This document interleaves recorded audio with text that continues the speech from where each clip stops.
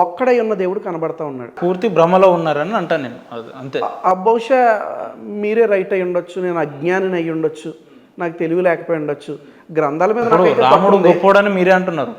ఇప్పుడు గొప్పోడైన మాత్రం అతను అనుసరిస్తే తప్పేంది అని నేను అంట, ఆయన ఆలోచనలు అనుసరిస్తే తప్పేంది అని. Making my point very clear. రాముడిని అనుసరించమనే నేను చెప్తా ఉన్నాను, రాముడిని అనుసరించాలి అని నేను చెప్తా ఉన్నాను. రైట్. కానీ రాముడిని అనుసరించకుండా చాలామంది రాక్షసుల్ని అనుసరిస్తూ ఉన్నారు. దానికి వీరు రాముడు ఈ స్టేట్మెంట్ తప్పు. దీన్ని దానికి వీరు రాముడు పేరు వినియోగించుకుని రాక్షసుని అనుసరిస్తున్నారు అనే మీ స్టేట్మెంట్ ఉన్నటువంటి పేరు తప్పు. వీరు చెడ్డ దారి పట్టిస్తున్నారు. ఫాల్స్ అలిగేషన్ ఇది. లేదు, ఖచ్చితంగా రాముడు ఎప్పుడు ఎవరిని కూడా స్త్రీలను వివక్షలు చేసి నడిపించలే. రాముడు స్త్రీలను చాలా గౌరవంగా చూశాడు. అవును. రాముడు ఎప్పుడు కూడా ఎవరిని అన్యాయంగా మతము పేరు చెప్పి కొట్టలే, తిట్టలే. మీరు ఒరిజినల్ వాల్మీకి రామాయణంలో ఇలాంటి ఇన్సిడెంట్ ఒక్కటి చూపించిన మీరు అన్నారు కదా, నేను ఖచ్చితంగా బైబిల్ని విడిచిపెట్టడానికి సిద్ధమే. ఒరిజినల్ వాల్మీకి రామాయణంలో రాముడు ఎప్పుడు ఎవరిని మతం పేరు చెప్పి కొట్టలే. ప్రతి మతాన్ని కూడా పరమత సహనం కలిగి జీవించాడు. ఎవరు కొడుతున్నారు అంటున్నా? ఎవరు మతం మార్చమని ఎవరు కొడుతున్నారు? మహిళల్ని ఎవరు వేధిస్తున్నారు? ఎవరిని ట్యాగ్ చేస్తూ మాట్లాడుతున్నారు మీరు? వైజాగ్ బీచ్లో కొంతమంది యవ్వన బిడ్డలు వారు సువార్త చేసుకుంటా ఉంటే ఒక ఆయన వచ్చి భయంకరమైన పదజాలం, అవి కనీసం ఒక సేవకుడిగా నేను ఉచ్చరించలేను, అలాంటి పదాలు వాడి ఒక వేశ్యని ఎలాగైతే తిట్టారో ఆ రీతిగా ఆ యొక్క వ్యక్తి తిట్టారు. ఇప్పుడు దీన్ని రామరాజ్యం అని నేనైతే అనుకోవట్లేదు. తిట్టారని మీరు అంటున్నారు, మీరు చెప్తే నేను వింటున్నా. ప్రాక్టికల్గా ఆడ ఏం జరిగిందో నాకు తెలియదు కదా. నా దగ్గర వీడియో ఉంది, మీకు షేర్ చేయమంటే I'm ready to share that video. మా దగ్గర కూడా ప్రార్థనల పేరు మీద చర్చిలకు పిలిపించి పాస్టర్లు అమ్మాయిల్ని లైంగికంగా వేధించిన సందర్భాలు, సన్నివేశాలు చాలా ఉన్నాయి. మీకు కావాలంటే పెడతాం వీడియోలు, ఎన్ని కావాలి. ఇప్పుడే రీసెంట్గా నాకు ఒక వీడియో షేర్ చేశారు. ఒక పూజారి మైనర్ బాలికను 2 సంవత్సరాలు చైన్స్తో కట్టేసి ఆమెను లైంగికంగా వేధించాడు. ఆమెకి సరిగ్గా ఫుడ్ పెట్టలేదు, ఆమెకి సరిగ్గా మోషన్ కూడా వెళ్ళనివ్వలేదని ఆ యొక్క వీడియోలో న్యూస్లో నేను కూడా చూసి వచ్చాను. అగైన్ ఐ రిపీట్, అంటే మహిళల్ని వేధిస్తే రామరాజ్యం కాదన్నట్టు. ఖచ్చితంగా మహిళలను వేధిస్తే మీ బైబిల్లో చెప్పిండా? ఖచ్చితంగా మహిళలను వేధిస్తే అది రామరాజ్యము కాదు, అది క్రీస్తు రాజ్యము కాదు, అది అల్లా కోరుకున్న రాజ్యము అంతకంటే కానే కాదు. ప్రతి మత గ్రంథంలో కూడా రాముడు స్త్రీలను గౌరవించాడు, క్రీస్తు స్త్రీలను గౌరవించాడు. అల్లాహ్ అనేటువంటి ఆ దేవుడు స్త్రీలను చాలా ప్రేమగా చూసుకున్నాడు ఆయన. గనుక స్త్రీలను కొట్టి ఇది రామరాజ్యము, అమాయకులైన దళితుల మీద దాడి చేసి ఇది రామరాజ్యము, పేదవారి దగ్గరికి వెళ్ళి వారిని కులం పేరుతో దూషించి ఇది రామరాజ్యము అని అంటే నేను ఖచ్చితంగా చెప్తాను, రాముని రాజ్యము ఈ రీతిగా ఉండేది కానే కాదు. రాముని రాజ్యం చాలా ప్రత్యేకమైనది. ఆయన స్త్రీలను ప్రేమించాడు, గౌరవించాడు. ఆయన దళితుల్ని సహితము ఆయన ప్రేమించాడు అంటాను నేను. ప్రతి కమ్యూనిటీని సరిగ్గా ఆయన ప్రేమించి దగ్గరకు తీసుకున్నాడు అంటాను నేను. రాముని రాజ్యం ఒకసారి మీలాంటి పాస్టర్లు మా హిందూ దేవతలను నమ్ముతున్న భక్తుల ఇంటికి ఒకసారి రండి. మీరు ఏ రకమైన మర్యాదలు జరుగుతాయి, ఏ రకంగా ఆహ్వానం ఇస్తాం, ఏ రకంగా ఆతిథ్యం స్వీకరిస్తారు అనేది మీరే చూస్తారు. ఎవరు చెప్పిరు మతాల పేరు మీద కొడతారు, లేదంటే కులాన్ని దూషించి కొడతారు అనేది మీరు చెప్పేదైతే దీన్ని రాంగ్గా పోర్ట్రేట్ చేయడమే అంట నేను. బహుశా బ్రదర్ సోషల్ మీడియాలో మీరు లేకపోవచ్చు, రోజుకి నా పనే సోషల్ మీడియాలో ఉండదు. మరి మీరు లేదు అని అంటే జరిగేటువంటిది లేదు అని అంటే మరి మీరు లేరనే నేను అనలేము. ఎందుకనంటే రోజుకి 10ల సంఖ్యలో టెన్స్ ఆఫ్ వీడియోస్ మాకు షేర్ అవుతూ ఉంటాయి. ఇక్కడ దాడి జరిగింది, అక్కడ దాడి జరిగింది, ఇక్కడ ఇలా చేశారు, అక్కడ అలా చేశారని చాలా చోట్ల. అరే దాడి జరిగింది అంటారేందండి? చేయక ఏం చేయాలి? మీలాంటి పాస్టర్లు లేదంటే కొంతమంది క్రిస్టియన్లో పనిచేసే వాళ్ళు హాస్పిటల్లో ఒక పేషెంట్ వీక్నెస్ని తెలుసుకొని ఆయన పక్క బెడ్రూమ్ పోయి నీకు ఇంకో 3-4 రోజుల్లో నువ్వు డిశ్చార్జ్ అయిపోతున్నావు అని ఆడ ముందే ఇన్ఫర్మేషన్ తీసుకొని ఏసునామములు నువ్వు ఇంకో 4 రోజుల్లో డిశ్చార్జ్ అయిపోతున్నావు, నాకు నైట్ జీసస్ కల్లోకి వచ్చి చెప్పిండు. వాళ్ళ నాకు రకంగా పోర్ట్రేట్ ప్రొవోక్ చేయడం, లేదంటే కొన్ని రోజుల్లో నీకు ఒక ఉద్యోగం వస్తుంది, నీకు కొన్ని రోజుల్లో ఆర్థికంగా మీరు బలపడతారు, ఇలా చెప్పడం. ఈ రకంగా దీన్ని ఎట్లా అంటారు? బ్లాక్మెయిలింగ్ చేసి మీరు మత మార్పిడి చేసుకుంటూ కూర్చుంటే హిందువులు ఇంకా సపరేట్గా ఇంట్లో కూర్చోవాలన్నా ఎట్లా, ఏ రకంగా చెప్తున్నారు? క్రైస్తవుల్లో ఖచ్చితంగా దొంగలు ఉన్నారు, దొంగ సేవకులు దొంగలు కాదు అనేది నేను ఒప్పుకుంటాను. కొంతమంది కాదు, మాక్సిమం ఉన్నారని చెప్తా నేను. కానీ మాక్సిమం ఉన్నారని చెప్తా నేను. కానీ యాక్సెప్ట్ చేస్తారు. కానీ మాక్సిమం అనే మాట నేను అంగీకరించను. మీరు ఇంటర్వ్యూ మొదటి నుంచి ఇప్పటి వరకు మా క్రిస్టియన్స్ని కొడుతున్నారు దాడులు చేస్తున్నారు అంటున్నారు. క్రిస్టియన్స్ ఏం చేస్తున్నారు? లంబడి కొడక చంపేస్తాం, కత్తులతో నరికేస్తాం. చాలామంది పాస్టర్, ఎంతమంది వీడియోలు కావాలి మీకు? నేను పేర్లు చెప్పలేను కానీ పాస్టర్ల ముసుగుల్లో ఒక రౌడీ లెక్క, ఒక గూండా లెక్క ఎంతమంది ఉన్నారో తెలుసా మీకు? మీరు చూస్తలేరా అలాంటి వీడియోలు? ఒక వ్యక్తి అంటాడు, క్రైస్తవానికి ఇప్పటి నుంచి ఒక సైడే చూసిర్రు, కాయిన్కి ఇంకో వైపు ఉంటుంది, మేము ఏందో చూపిస్తాం, తలలు నరుక్కుంటా పోతాం. ఎంతమంది నరుకుతారండి? మీరు ఇలా వార్నింగ్ ఇచ్చుకుంటా పోతే హైందవ సమాజం కావచ్చు, ఇతర సమాజం చూసుకుంటూ ఉండాలి. అయితేనే మంచి వాళ్ళు హిందువులు. లేదు మీకు దాడికి ప్రతి దాడి అనే రకంగా సమానం చెప్తే హిందూ వాళ్ళు చెడ్డవాళ్ళు, అంతే కదా మీరు చెప్పేది? లేదు బ్రదర్, దీన్ని ఖచ్చితంగా మనము సవరించుకోవాల్సిన అవసరం ఉంది. సవరించండి, ఎంత సవరిస్తారో మీరు. ఖచ్చితంగా దీన్ని మనం సవరిద్దాం. ఎలా అని అంటే కనుక హిందూ దేవీ దేవతలను ఎవరైనా తిడితే ఖచ్చితంగా ఆ వ్యక్తి మీద చట్టపరమైన, మరలా చెప్తున్నాను, చట్టపరమైన చర్యలు తీసుకోండి. దానికి మేము కూడా సపోర్ట్ చేస్తాం. మీ దేవుళ్ళు విగ్రహాలు, మీ దేవుళ్ళు చెవులుండి వారు వినరు, కళ్ళుండి చూడరు, నోరుండి మాట్లాడలేరు, ఇలాంటి స్టేట్మెంట్లు ఎవరైనా పాస్ చేస్తే, లేదు హిందువులు నరుకుతాం చంపుతాం అని అంటే, ఇలాంటి స్టేట్మెంట్లు ఎవరైనా పాస్ చేస్తే చట్టపరమైన చర్యలు తీసుకుందాం. బ్రదర్ మనం వాడిని కొడదాం రండి అంటే నేను రాలేనేమో, కానీ చట్టపరమైన చర్యలు తీసుకుందాం అంటే ఖచ్చితంగా వెళ్దాం. అతన్ని మనం ఫస్ట్ ఎడ్యుకేట్ చేద్దాం. అయినా సరే అతని యొక్క స్వభావం మారకపోతే ఖచ్చితంగా మనకి కాన్స్టిట్యూషన్ రైట్స్ ఉన్నాయి, అతని మీద మనం కేసు పెడదాం, మనం ఖచ్చితంగా పోరాడదాం. తప్పితే దాడులు చేయడానికి ఎవరికి హక్కు లేదు బ్రదర్. మనము లౌకిక రాజ్యంలో ఉన్నాం, మనకు ఒక చట్టం ఉంది, ఆ చట్టానికి చాలా గౌరవం ఉంది, న్యాయస్థానాలు అంటే ఇదంతా నేను ఎందుకు అంటున్నా అంటే దాడులు అనేవి కేవలం క్రైస్తవ్యం మీదనే జరగట్లేదు, క్రైస్తవ్యంలో కూడా ఇలాంటి అల్లరి ముఖర్లు చాలా మంది ఉన్నారని చెప్తున్నా నేను. ఖచ్చితంగా దానికి మనం అంగీకరించాల్సిందే. ఒక అఘోరిగా చెప్పుకుంటున్న ఒక ఆమె ఊచకోత కోస్తాను నరుకుతాను అంటుంది ఆమె. ఒక పాస్టర్ అంటాడు, ఇక్కడి నుంచి మీరు ఇందాక చెప్పినట్లుగా రెండో సైడ్ చూపిస్తామంటాడు, ఇంకో వైపు ఉంది. ఇంకో పాస్టర్ అంటాడు నరుకుతాం అంటాడు ఇంకొక పాస్టర్. ఒక ముల్లా అంటాడు ఆ యొక్క పగడాల అనే వ్యక్తిని నాలుగు కోస్తానంటాడు. ఇలాంటి వారు అందరి మీద చట్టపరమైన చర్యలు తీసుకోవాలి. నేను ఏమంటానంటే పరమత సహనము అందరూ కలిగి ఉండాలి. అందుకే మేము 4 సిరీస్ లాంచ్ చేసాం. పరమత సహనం అందరు కలిగి ఉండాలని మీరు చెప్తున్నారు. మీకోసం నేను ప్రైజ్ ది లార్డ్ చెప్తే మీరేమో ప్రైజ్ ది లార్డ్ అంటున్నారు, కానీ నా కోసం నేను జై శ్రీరామ్ చెప్పమంటే చెప్తలేరు. ఇక్కడే మీ వ్యత్యాసం ఏందో అర్థమైంది. మీరే నీతులు చెప్తారండి. ఇక్కడే మత మార్పిడి కనిపిస్తుంది బ్రదర్. మత మార్పిడి. నేను మిమ్మల్ని మీ మతాన్ని నేను గౌరవించినప్పుడు నా మతాన్ని మీరు గౌరవించకపోతే దాన్ని అహంకారం అంటారండి. మీకు మత మార్పిడి ఎట్లయితది? మీ దృష్టిలో గౌరవం అంటే ఖచ్చితంగా జై శ్రీరామ్ చెప్తేనే గౌరవం ఉన్నట్లు, లేకపోతే లేనట్లు. నేనైతే మీరు జై శ్రీరామ్ ఇప్పుడు ఎగ్జాంపుల్ సార్, ఎగ్జాంపుల్ ఊగిపోలేదు కనుక మీ పేరు, మీ మతాన్ని గౌరవించాను. మీ పేరు సార్? మీ పేరు? నా పేరు రవీంద్రనాథ్ బ్రదర్ అని చెప్తే మీకు గౌరవం ఇచ్చినట్టు. అవునండి. రవీంద్రనాథ్ అన్నా కూడా సరే ఇంచుమించు ఒకటే ఏజ్ గ్రూప్ కాబట్టి పర్లేదు. అరే రవీంద్రనాథ్ అంటే మీకు ఎట్లా కాలుతుంది? మంచిది కాదు. Give respect and get respect. Right. నేను మీకు రెస్పెక్ట్ ఇచ్చినప్పుడు where you have given me to respect. ఇది రెస్పెక్ట్ కి సంబంధించింది కాదండి. ఇది నేను మిమ్మల్ని గౌరవించినప్పుడు ఆబ్వియస్లీ మీరు కూడా నన్ను గౌరవించాలి. లేదు మీరు ఇక్కడే దొరికిపోయారు మీరు. నేను మీ మతాన్ని గౌరవించినప్పుడు మీరు కూడా నా మతాన్ని గౌరవించడం అది మీ భాగ్యము. అది మీకు అది కామన్ సెన్స్ లేకపోతే నేనేం చేయాలి? నేను ఇప్పుడు ఎక్స్ప్లెయిన్ చేయాలి. ఇదే ఒక ఇంటర్వ్యూ. ఇదే విజయ్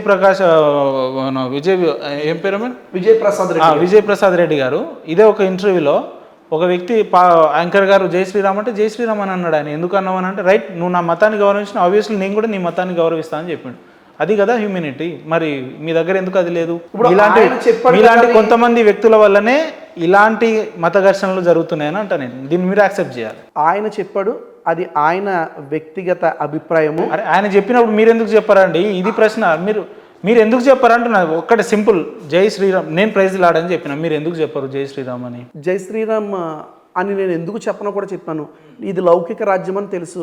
జై శ్రీరామ్ ఆరిజిన్ ఏంటో నాకు తెలుసు, ఎక్కడి నుంచి ఉద్భవించిందో నాకు తెలుసు.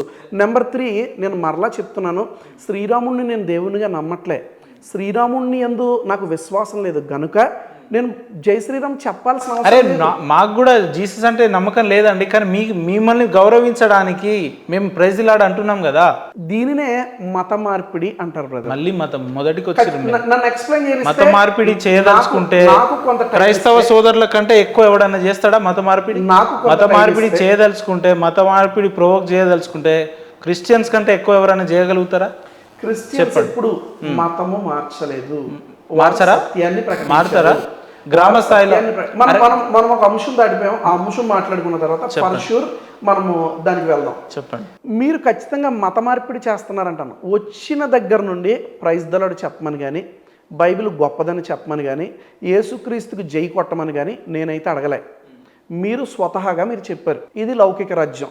నన్ను మీరు ఇందాక నుండి కూడా ఇంటర్వ్యూ ప్రారంభమైన మొదలు జై శ్రీరామ్ చెప్పాలి, జై శ్రీరామ్ చెప్పాలి, దీన్నే మత మార్పిడి. ఎందుకు చెప్తలేరు అన్న ప్రచారం వేరు, మత మార్పిడి చెప్పాలి. అందుకే చెప్పాను. మత ప్రచారము అని అంటే గనక సువార్త ప్రకటించడం, వారి వారి దేవుణ్ణి వారు ప్రకటించుకోవడం, ఇది మత ప్రచారం. చాలామంది పల్లకీ సేవ చేస్తూ ఉంటారు, ఇది మత ప్రచారమే. చాలామంది తీర్థాలు పెడతా ఉంటారు దేవుళ్ళకి, అది మత ప్రచారమే. చాలామంది ఆ యొక్క పూజలు ఆ రోడ్ల మీదే వారు చేస్తూ ఉంటారు, ఇది కూడా మత ప్రచారమే. పల్లకి సేవలు మేము గుడిలోనే చేస్తాం, గుడి ఆవరణలోనే చేస్తాం. రోడ్డు మీద చేసే పల్లకి సేవ నేను చాలా చూపిస్తాను మీకు. ఎక్కడ చేస్తారు, అది కూడా మత ప్రచారమే. చాలా మంది పాంప్లెట్లు పంచుకుంటున్నారు, రాముడు చాలా గొప్పవాడు అంటున్నారు. ఇస్కాన్ లో ఉన్నటువంటి కొంతమంది సహోదరులు వారు పాంప్లెట్ పాంప్లెట్లు పంచే సంస్కృతే క్రిస్టియానిటీలో మొదలైంది కదా. వీళ్ళు గ్రామ స్థాయిలో ఇప్పుడు చేస్తున్న క్రిస్టియన్స్ గ్రామ స్థాయిలో చేస్తున్న తతంగం ఏంటండి? ఒక వ్యాన్ కట్టుకొని, ఒక మైక్ కట్టుకొని యేసు గురించి ప్రవచనాలు మొత్తం పాంప్లెట్ల రూపంలో పంచుకుంటూ అవసరం ఏముంది అంటున్నా. మీ క్వశ్చన్ నేను కరెక్ట్ చేస్తాను బ్రదర్. గ్రామాల్లోనే కాదు, పట్టణాల్లో కూడా మరింత ఎక్కువగా విస్తారంగా సువార్త జరుగుతుంది. అందుకే నేను మరలా చెప్తున్నాను, బలవంతంగా జరుగుతుందంట. నేను బలవంతంగా అంటే ఎవరినైనా జుట్టు పట్టుకుని లాక్కొస్తే అది బలవంతం, ఎవరినైనా చెయ్యి పట్టుకుని లాక్కొస్తే అది బలవంతం. అవతల వ్యక్తికి ఇష్టం లేకపోయినా నువ్వు ఖచ్చితముగా జై శ్రీరామ్ చెప్పాలంటాం బలవంత మత మార్పిడి. బలవంతంగా నాతో మత మార్పిడి చేపించారని ఇష్టం ఉంటే స్వతహాగా అతను వచ్చి ఈ దేవుని దగ్గరకు వస్తే నాకు రోగం పోతుంది, ఈ దేవుని దగ్గరికి వస్తే నాకు రక్షణ వస్తుంది, ఈ దేవుని దగ్గరికి వస్తే నాకు మంచి జరుగుతుంది, నేను పరిశుద్ధ జీవితం జీవించగలుగుతాను అనేది ఇలానే వందల సంఖ్యలో మార్పిడి, అది మత మార్పిడి. నువ్వు యేసుని కనుక నమ్మితే నీకు దాదాపు 15 ఏళ్ల నుంచి పిల్లలు పుడతలేరు, పిల్లలు పుడతారని చెప్పి కన్వర్ట్ చేసుకున్న సందర్భాలు కానీ, లేదంటే నువ్వు యేసుని కనుక నమ్మితే నువ్వు ఆర్థికంగా బలపడతావు సంవత్సర కాలం లోపే అని చెప్పి ఈ రకంగా మాయ మాటలు చెప్పి మమ్మల్ని కన్వర్ట్ చేయించారని వందల సంఖ్యలో కేసులు ఉన్నాయి, కంప్లైంట్స్ ఉన్నాయి, ఎలిగేషన్స్ ఉన్నాయి. ఇంతకంటే భయంకరమైన ఎలిగేషన్స్ నా దగ్గరికి కూడా చాలా వస్తూ ఉంటాయి.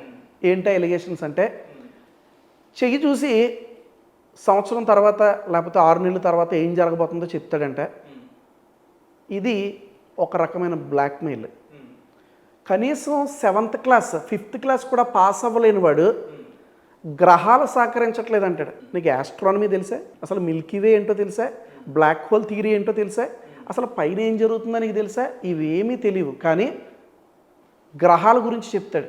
శనిగ్రహం నీ వైపు అదోలా చూస్తుంది అంటాడు. అసలు శనిగ్రహం అంటే ఏంటి? ఎలా?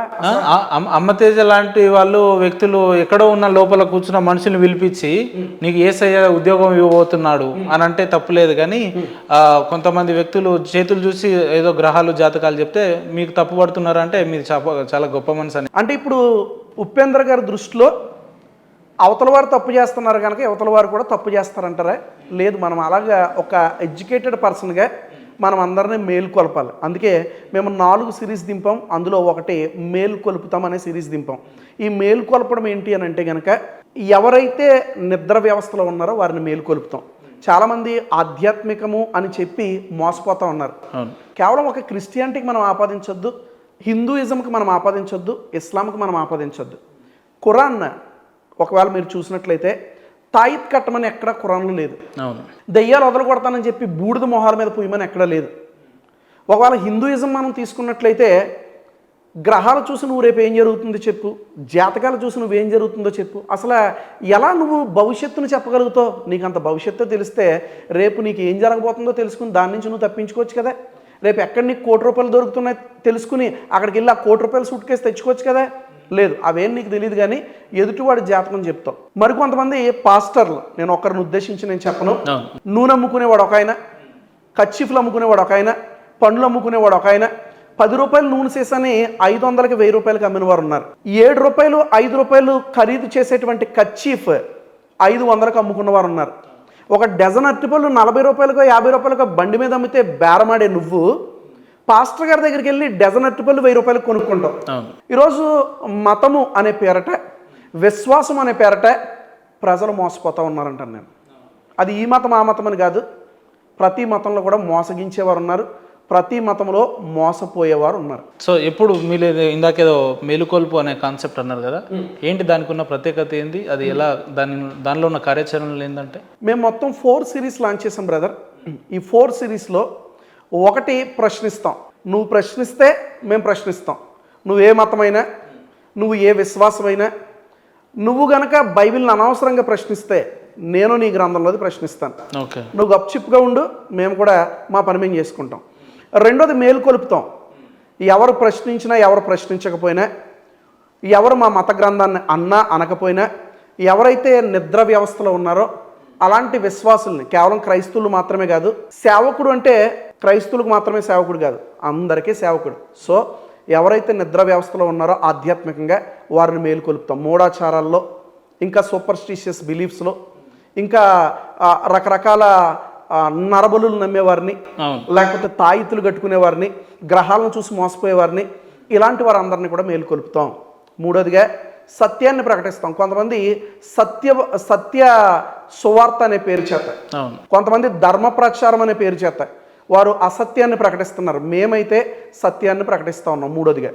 నాలుగోదిగా అనవసరంగా గ్రంథాల జోలికి వస్తే నీ గ్రంథంలో ఏముందో నీకే బోధిస్తాం. మా గ్రంథంలో ఏముందో మీకు ఎట్లా తెలుస్తుంది? మీరు చదవరు, మీరు అనుసరించరు కదా బ్రదర్. మా గ్రంథాలలో ఎట్లుందో మీలాంటి వ్యక్తులకు ఎట్లా తెలుస్తుంది అంటే, మీరు చదవరు, అనుసరించరు, వాటి మీద నమ్మకం లేనప్పుడు ఎందుకు చదవాల్సి వస్తుంది? నేను చదవకుండానే రామాయణం గురించి కోట్ చేశానే, నేను చదవకుండానే ఋగ్వేదము యజుర్వేదం నుంచి కోట్ చేశానే, నేను చదవకుండానే ఖురాన్ నుంచి కోట్ చేశానే. నాకు దేవుడు ఇచ్చినటువంటి పరిమితమైన జ్ఞానంలో ప్రతిదాన్ని కూడా నేను ఎప్పటికప్పుడు అధ్యయనం చేస్తూ ఉన్నాను. నేను అంటాను కదా, ఐఎమ్ ఎ లెర్నర్, నేర్చుకుంటా ఉన్నాను, నేర్పుతూ ఉన్నాను. హైందత్వంలో కోట్ చేయడానికి ఏం మిస్టేక్స్ ఉన్నాయని అనుకుంటున్నారు మీరు? ఆ లెక్కన చూసుకుంటే బైబిలే మొత్తం మిస్టేక్స్ అని చెప్తాను నేను. మనం మిస్టేక్ల గురించి మాట్లాడుకునే కంటే అందులో ఉన్న సత్యాన్ని మనం మాట్లాడుకుంటే ఖచ్చితంగా ప్రతి ఒక్కరిని కూడా మేలుకొల్పగలుగుతాం. నేను మాత్రమే కాదు, యాజ్ ఏ మీడియా పర్సన్గా మీలాంటి వారు కూడా మేలుకొల్పాలి. హిందూ కాబట్టి హిందూనే మేలుకొలుపుతాను, పాస్టర్ని కాబట్టి క్రిస్టియన్నే మేలుకొలుపుతాను. కానీ కాదు, ఈరోజు సొసైటీని మనం మేలుకొల్పాలి. గవర్నమెంట్, పాలిటిక్స్ ఇప్పుడు నడిచేది మతము అనే ఆ యొక్క కాన్సెప్ట్ మీద వారు నడుస్తూ ఉన్నారు. ప్రజలకు ఏమాత్రం మంచి జరగట్లే, ప్రజలకు ఏమాత్రం మేలు జరగట్లే. టీనేజర్స్ ప్రాముఖ్యంగా కొంతమంది ధర్మ ప్రచారం పేరుతో టీనేజర్స్ని ఆకర్షించి గూగుల్ పేలు, ఫోన్పేలు పెడతారు. మేము ఎప్పుడు ఏ గూగుల్ పే, ఫోన్పే పెట్టరా? క్రైస్తవ్యాన్ని ప్రచారం చేస్తున్నామంటూ టీనేజర్స్ని ఆకర్షించుకుని వారు కూడా వారి యొక్క స్వార్థానికి వినియోగించుకుంటూ ఉన్నారు. కనుక ఇలాంటి వారి నుంచి టీనేజర్స్ని మనం మేలుకొలుపుదాం. ఇలాంటి వారి నుంచి కొంతమంది అమాయకమైన భక్తుల్ని మనం మేలుకొలుపుదాం. వీరి యొక్క ఉచ్చులో నుంచి వారిని మనం బయటకు తీసుకురాగలిగితే ఒక మంచి లౌకిక రాజ్యాన్ని మనం కట్టుకోగలుగుతాం. తద్వారా అందరినీ గౌరవించుకోగలుగుతాం. సో ఎట్లా నమ్మకం ఉందా మీకు లౌకిక రాజ్యం భవిష్యత్తులో ఏర్పడుతుంది అనే అంశం మీద? ఖచ్చితంగా నా దేశం పట్ల, నా లౌకిక రాజ్యం పట్ల నాకు చాలా నమ్మకం ఉంది. సో ఎప్పటికైనా సరే ఈ మతాలు అనేవన్నీ కూడా పక్కకెళ్ళి మానవత్వంతో, లౌకిక రాజ్యంతో ఖచ్చితంగా మనం ముందుకు సాగగలుగుతాం. అయితే ఇది రవీంద్రనాథ్ వలనో, ఇది ఒక ఉపేంద్ర గారి వలనో కాదు, ప్రతి ఒక్కరు కూడా మేలుకొల్పాలి. ఇందాక ఒక కాన్సెప్ట్ మర్చిపోయినాం. సరే, రామాయణం, మహాభారతాలు, లేదంటే ఖురాన్ ఇవన్నీ పక్కన పెడితే బైబిల్ యొక్క గొప్పతనం ఏందనంటే దాన్ని ఇంకా ఫుల్ఫిల్ చేయలేదు మీరు. ఎందుకు అనుసరించాలి బైబిల్ని? అంతా కొంతవరకు చదివిన, కొంతవరకు తెలుసుకున్న మీలాంటి వ్యక్తులు బైబిల్ నుంచి మీరు ఏం గ్రాస్ప్ చేసుకున్నారు, ఏం రిసీవ్ చేసుకున్నారు అన్నట్టు? వాస్తవానికి బైబిల్ అనేది ఒక గ్రీక్ పదము. దాన్ని గ్రీక్లో బిబ్లియోస్ లేదా బిబ్లియా అని అంటారు. బిబ్లియోస్ అనగా ఏ కాంబినేషన్ ఆఫ్ బుక్స్, గ్రంథాల కలయిక, లేదా ద బుక్స్ అంటే గ్రంథాల యొక్క కలయిక. అందుకే అందులో 66 పుస్తకాలు ఉంటాయి. ఈ 66 పుస్తకాలు కాంబినేషన్నే బిబ్లియోస్ లేదా బిబ్లియా అని పిలిచారు.